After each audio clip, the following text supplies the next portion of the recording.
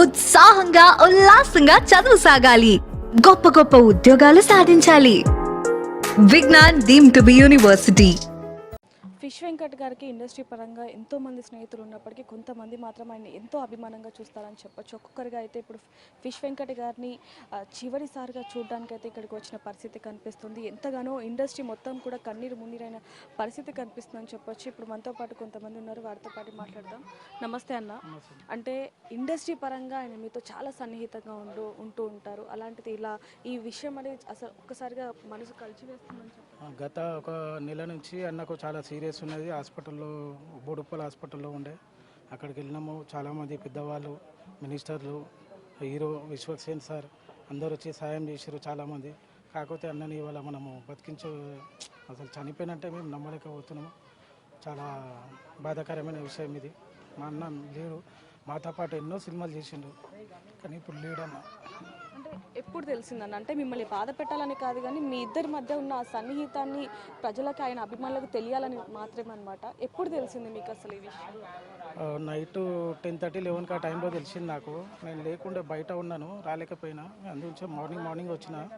అసలు నైట్ మొత్తం మాకు నిద్ర అనేది లేదు. ఎందుకంటే అన్నతో పాటు మేము ఎన్నో సినిమాలు చేసినాము. ఎక్కడ షూటింగ్ ఉన్నా సరే ప్రవీణ్ నా దగ్గరికి రా అని చెప్పి పిలుచుకొని అన్న కారులో నన్ను తీసుకెళ్ళి నాతో పాటు ఉండి మావానికి డైలాగ్లు ఏమైనా ఉంటే చెప్పండి అని డైరెక్షన్ డిపార్ట్మెంట్ వాళ్ళకు కూడా అందరికీ చెప్తుండే. ఇప్పుడు అన్న మన మధ్యలో లేడు. చాలా బాధాకరమైన విషయం.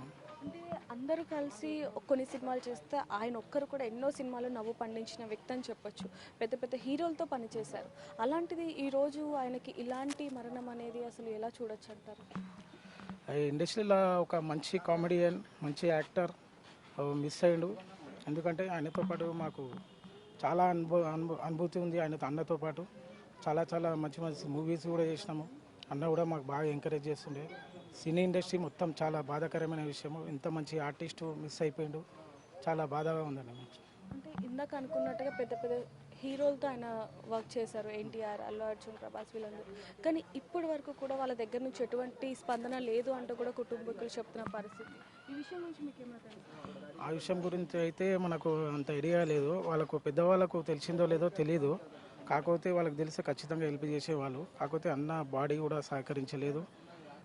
హీరోలు కూడా అందరికీ తెలుసు.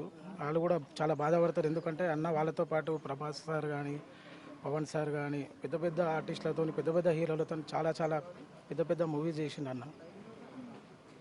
అంటే ఒక మంచి స్నేహితుని కోల్పోవడం అనేది చాలా బాధాకరం అనే చెప్పొచ్చు. మీతో చివరిసారిగా ఏం మాట్లాడారు?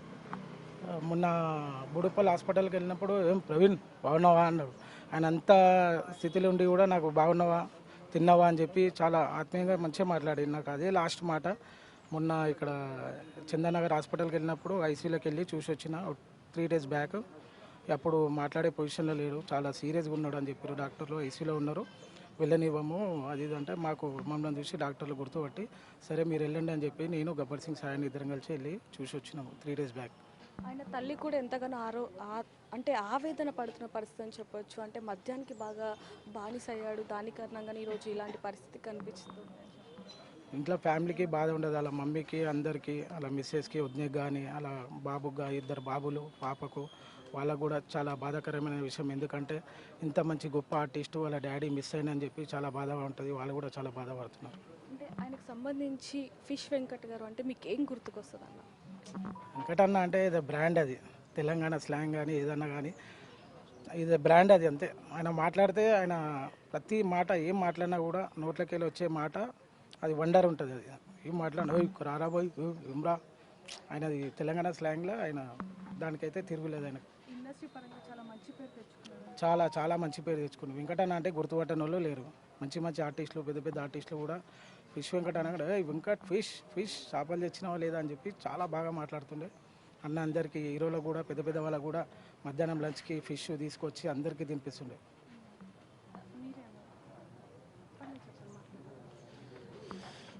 ఫిష్ వెంకట్ మా బావ, నన్ను షూటింగ్లోకి తీసుకొచ్చిండే మా బావ. ఇప్పుడు ఈరోజు ఇలా జరగడం నా బలం, నా బ్యాక్ బోన్ పోయి. అంటే ఆయనకి దాదాపుగా 2 సంవత్సరాల నుంచి కూడా ఆరోగ్యం కొంచెం క్షీణిస్తున్న పరిస్థితి అని చెప్పొచ్చు.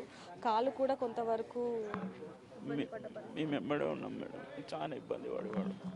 ఒక 2 years బ్యాక్ కూడా నరకం అనుభవించింది. నరకం ఈ విషయంలోనైతే చాలా నరకం అనుభవించాడు.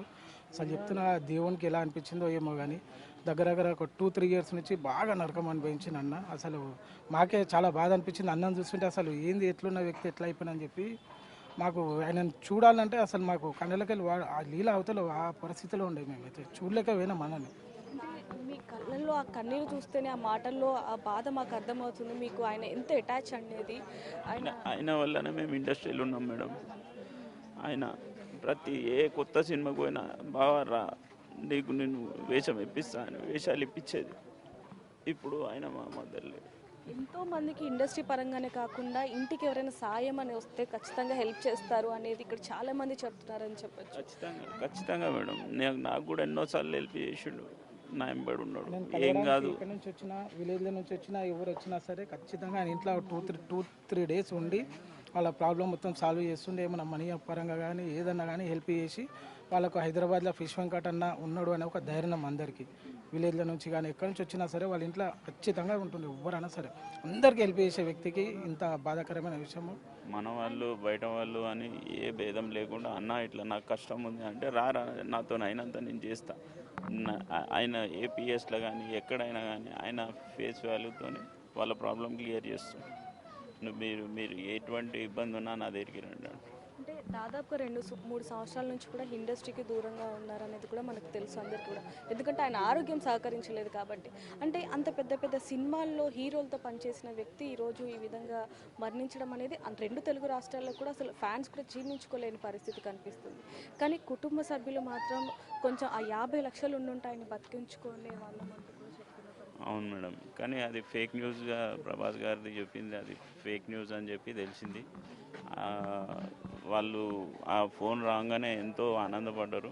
మా డాడీ మాకు తిరిగి వచ్చేసిండు అని అనుకున్నారు, కానీ అది ఫేక్ న్యూస్ వెళ్ళింది మేడం. అంటే ఇండస్ట్రీ నుంచి ఎందుకని సరిగ్గా రెస్పాన్స్ లేదు అని కొన్ని వార్తలు వస్తున్నాయి. అవి ఎందుకంటారు? కేవలం విశ్వక్ సేన్ మాత్రమే కొంచెం సహాయం చేశారు, కానీ ఇంకా మిగిలిన వాళ్ళు ఎవరు చేయలేదు. అందులో గబ్బర్ సింగ్ టీం అనేది ఎప్పుడు ఆయనకి తోడుంటుంది. మీరు అందరూ కూడా చాలా సందర్భాల్లో మనం కూడా మాట్లాడుకున్నాం, ఆయనకి ఎప్పుడు తోడుగా ఉన్నారు. కానీ ఇండస్ట్రీ నుంచి ఎందుకని అంత రెస్పాన్స్ లేదు? అది మనం చెప్పలేం మేడం. మరి తెలిసిందో తెలియలేదో, మరి వాళ్ళు ఎందుకు రెస్పాండ్ కాలేరో తెలియదు. కానీ తెలిస్తే మాత్రం హీరోస్ అందరూ రెస్పాండ్ అవుతారు మేడం. అంటే అది ప్రభాస్ గారి నుంచి అలాగే ఎమ్మెల్యే కవిత గారి దగ్గర నుంచి కూడా కాల్ వచ్చింది అంటూ కూడా కొన్ని వార్తలు చూసాం. అవి నిజమై ఉంటే బాగుండేది అని. అవును మేడం, నిజమయ్యే ఉంటే బాగుంటుంది, కానీ అది ఫేక్